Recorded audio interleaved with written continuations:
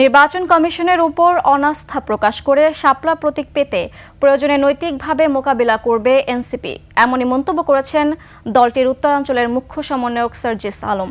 শুক্রবার রাতে ঠাকুরগাঁওয়ে এক মত বিনিময় সভা শেষে সাংবাদিকদের এই কথা বলেন তিনি। এ সময় তিনি আরও বলেন, নির্বাচন কমিশন কোনো শক্তির কাছে প্রভাবিত হয়ে স্বেচ্ছাচারিতা করছে। জামায়াতের সাথে পিআর পদ্ধতিতে দ্বিমত থাকা প্রসঙ্গে তিনি বলেন, বাংলাদেশের জন্য উচ্চ কক্ষে পিআর প্রাসঙ্গিক, কিন্তু নিম্ন কক্ষে নয়। কালার এক্সপার্ট, জর্জ স্যাপ এবং মাইল্ড অন হ্যান্ডস টেকনোলজি সমৃদ্ধ অরিক্স ক্রিস্টাল ওয়াশ আপনার লন্ড্রি এক্সপার্ট। তবে জামায়াতের অন্যান্য দাবি যেমন জুলাই সনদ সংস্কার এবং বিচারের বিষয় ঐক্যমত্য বহাল থাকবে বলেও জানান সার্জিস আলম।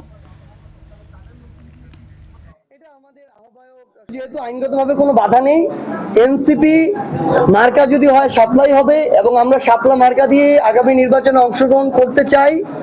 এবং আমরা স্পষ্ট করে বলি, যদি এটা তারা এই স্বেচ্ছাচারিতা অব্যাহত রাখে, আমরা অবশ্যই এটা আইনগতভাবে এবং প্রয়োজন হলে রাজনৈতিকভাবে আমরা এটা মোকাবেলা করব। তো যে কয়েকটি গুরুত্বপূর্ণ দাবি নিয়ে জামায়াত ইসলাম এবং তাদের অ্যালায়েন্স রাজপথে আন্দোলনটাতে নামছে বা করছে, তার মধ্যে অত্যন্ত গুরুত্বপূর্ণ এটা একটা। তো যেহেতু আমাদের এখানে পার্থক্য রয়েছে একদম গুরুত্বপূর্ণ জায়গায়, এই কারণে আমরা একই সাথে আন্দোলনে নামছি না।